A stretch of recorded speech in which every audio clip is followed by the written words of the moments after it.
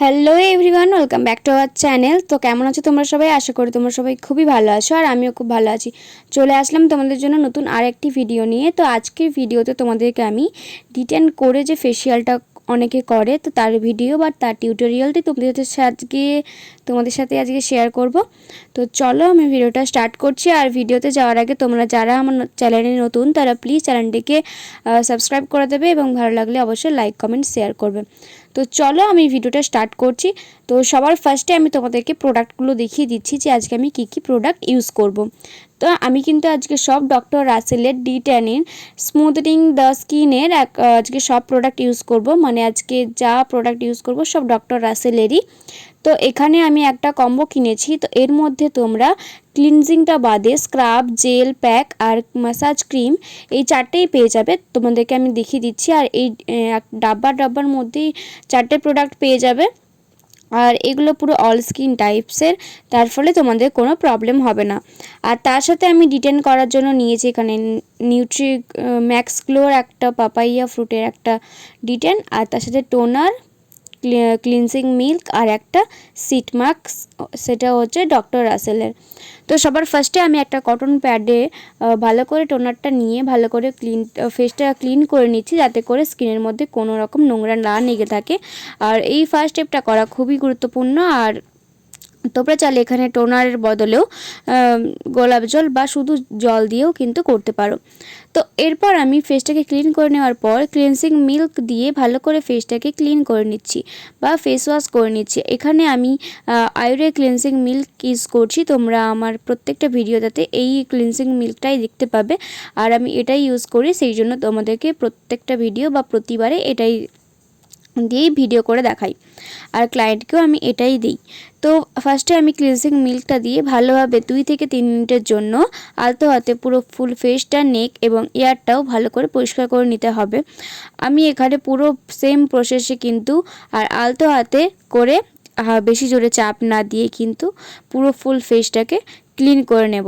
আর ক্লিনটা কিন্তু আমরা করব 2 থেকে 3 মিনিটের জন্য। আর এরপর আমরা কিন্তু একটা রুমাল বা টিস্যুর সাহায্যে ভালো করে ফেসটা ক্লিন করে নেব। যেহেতু আমি তোমাদেরকে এই ফেসিয়ালটা মার উপর দেখাচ্ছি, তো সেই জন্য আমি এখানে রুমাল ইউজ করেছি। তোমরা রিয়েল ক্লায়েন্টের ওপরে অবশ্যই কিন্তু টিস্যু ইউজ করবে, যেগুলো ইউজ অ্যান্ড থ্রো হয়। তো ফার্স্টে আমি দেখো ভালো করে ফেসটাকে ক্লিন করে নিচ্ছি। তার জন্য আমরা কিন্তু ম্যাসাজটা বা ক্লিনটা ধাপে ধাপে করব, যেমন পুরো জেনারেল স্ট্রোক দিয়ে তারপর আমরা মাউথ এরিয়াটা করব, দেন নাক, তারপর গাল, তারপর চোখ, তারপর ফোরহেড, তারপর আমরা নেক, কান এইগুলোতে আসবো। মানে আচমকা করে প্রত্যেকটা জায়গা আমরা কিন্তু যাব না, একটা স্টেপ গিয়ে আমরা পুরো ফুল প্রসেস বা ফুল ফেসিয়ালটা করব, যাতে করে তাহলে ক্লায়েন্টেরও রিল্যাক্স ফিল হবে আর এতে করে রেজাল্টটাও ভালো আসবে। আর এরপর আমি ফেসটা ক্লিন করে নেওয়ার পর এরপর আমি এখন ডিটেনটা লাগিয়ে দিচ্ছি। আর ডিটেনটা লাগানোর পর আমরা এখানে 15 থেকে 20 মিনিট ধরে ওয়েট করব, যতক্ষণ এটা শুকিয়ে যাচ্ছে। তো ডিটেনটা লাগাবো কিন্তু বা যে কোনো ধরনের প্যাক আমরা কিন্তু ফেসিয়াল ব্রাশের সাহায্যে কিন্তু প্যাকগুলো লাগাবো, তাহলে করে কিন্তু আমাদের যে প্যাকটা থাকে বা আসল কথা, আমাদের যে কোনো প্রোডাক্ট মুখে যখন আমরা প্যাক জাতীয় কিছু ইউজ করব তখন ব্রাশের সাহায্যে ইউজ করতে হয়। আর তাই জন্য এখানে তোমরা সবসময় ফেসিয়াল প্যাক ব্রাশ ইউজ করার চেষ্টা করবে। আর স্কিনের অপোজিট ডাইরেকশানে তোমরা কিন্তু প্যাকটা লাগাবে। আর প্যাকটা লাগানোর সময় চোখের এবং আমাদের যে ঠোঁটের এরিয়াটা ওইটা বাদ দিয়ে কিন্তু পুরো ফুল প্যাকটা আমাদের গলায়, কানে এবং মুখে সব জায়গাতে ভালো করে লাগিয়ে দেবে। আর দেখতে পাচ্ছ আমি কিভাবে প্যাকটা লাগাচ্ছি, আমরা কিন্তু স্কিনের অপোজিট ডাইরেকশানে কিন্তু আমরা প্যাকটা লাগিয়ে দিচ্ছি। আর যেহেতু এখানে আমি তোমাদেরকে বলেছি যে প্যাকটা লাগানোর 15 থেকে 20 মিনিট অবধি আমাদেরকে ওয়েট করতে হবে, মানে যতক্ষণ না পর্যন্ত প্যাকটা শুকিয়ে যায়।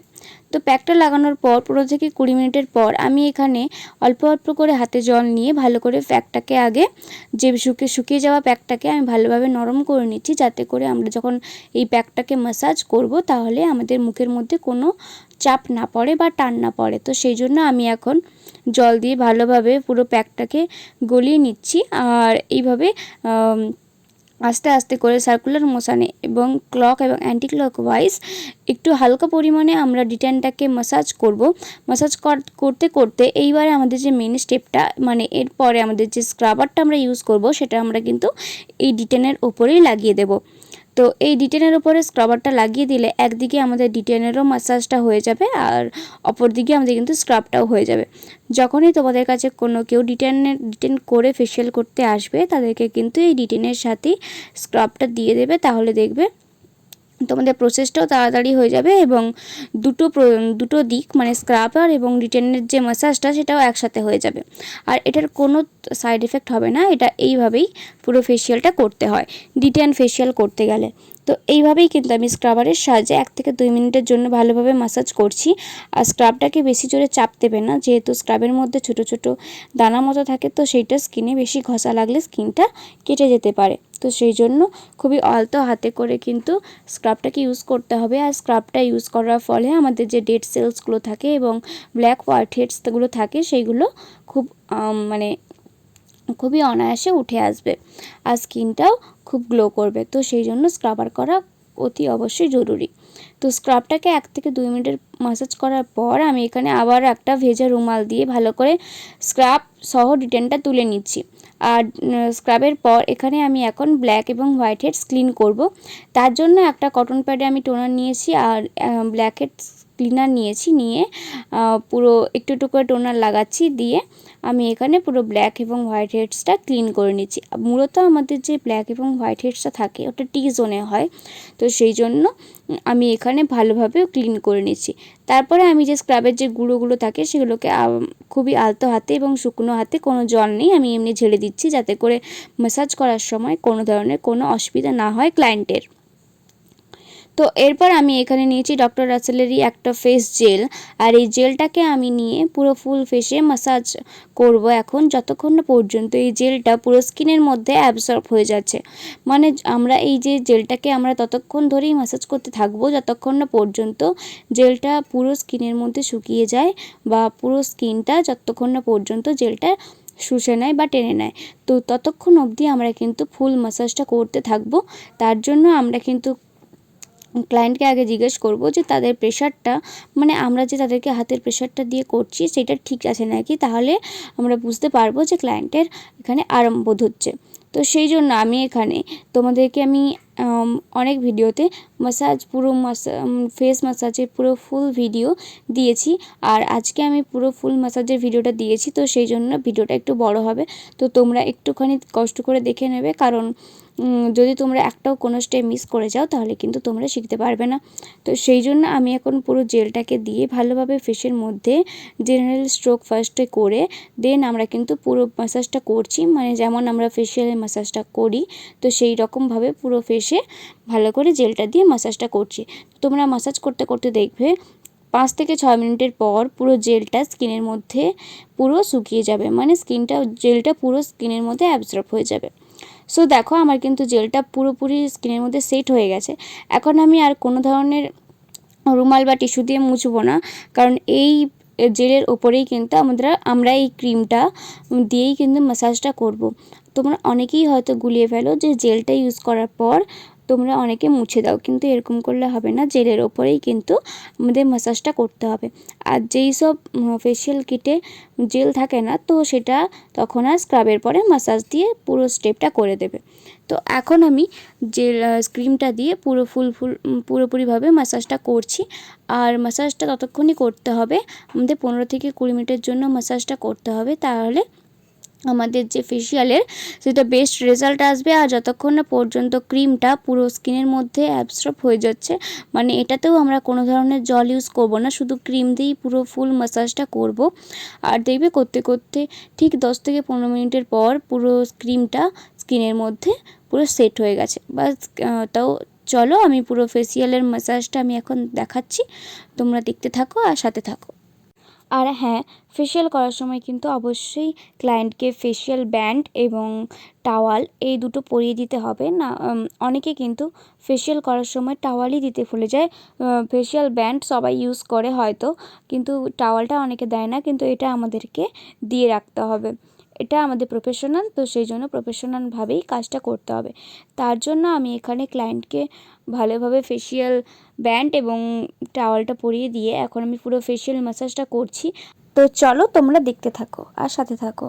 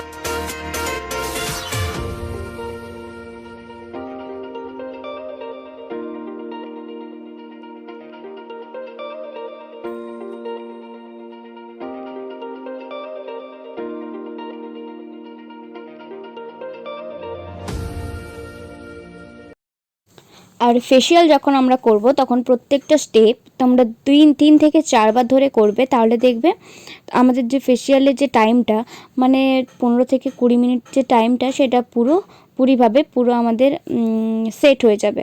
মানে আমি দেখো তোমরা নিশ্চয়ই এতক্ষণ দেখতেই পেলে আমি একটা প্রসেস 3 থেকে 4 বার ধরে করছি। মানে আমরা একবারই করে যে পুরো ম্যাসাজটা ছেড়ে দেব তেমন নয়, আমাদেরকে পুরোপুরি একটা যখন আমরা একটা পার্টে ম্যাসাজ করব তখন 3 থেকে 4 বার ধরে প্রত্যেকটা ম্যাসাজ আমাদেরকে করতে হবে।